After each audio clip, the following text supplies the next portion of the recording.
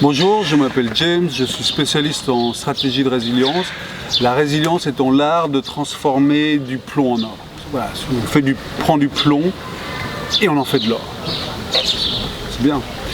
Donc là, j'aimerais vous parler en fait de l'écologie du changement, parce que souvent, on a envie de perdre une mauvaise habitude, de transformer une addiction, une dépendance, en une nouvelle habitude, en une bonne habitude. On voudrait transformer une mauvaise habitude et prendre une bonne habitude à la place. Et en fait, on pense rarement à l'écologie de notre changement. Et ça pose un problème, parce que alors les dommages collatéraux à mon comportement, je les connais. C'est pas très compliqué, la cigarette, je sais que ça me bousille les poumons, je sais que ça me donne une haleine de hyène, et puis que j'ai le teint tout gris, enfin bref, les dommages collatéraux de la cigarette, on les connaît, on nous les rabâche toute la journée. En revanche, ce qu'on ignore souvent, c'est les bénéfices. Quels sont les bénéfices secondaires qu'on en tire de cette mauvaise habitude? Et il y en a plein qu'on ignore. Et si on ne prend pas ces bénéfices avec soi dans le changement, ben le problème c'est qu'on va les perdre.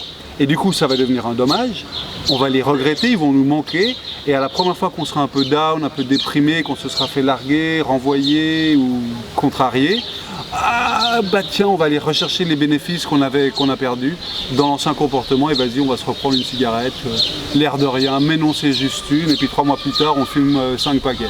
Le truc classique.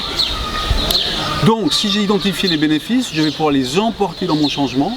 Donc je ne les perdrai pas, donc je garde ces bénéfices, et qu'en plus j'aurai transformé les dommages en autres bénéfices, c'est-à-dire que j'aurai le teint rayonnant, j'aurai une haleine de rose, et du coup j'aurai un souffle de sportif, et ben j'aurai bénéfice plus bénéfice, et du coup j'aurai aucune raison de retourner en arrière, de rechuter pour aller chercher quelque chose que j'aurais perdu, puisque j'aurais que gagné.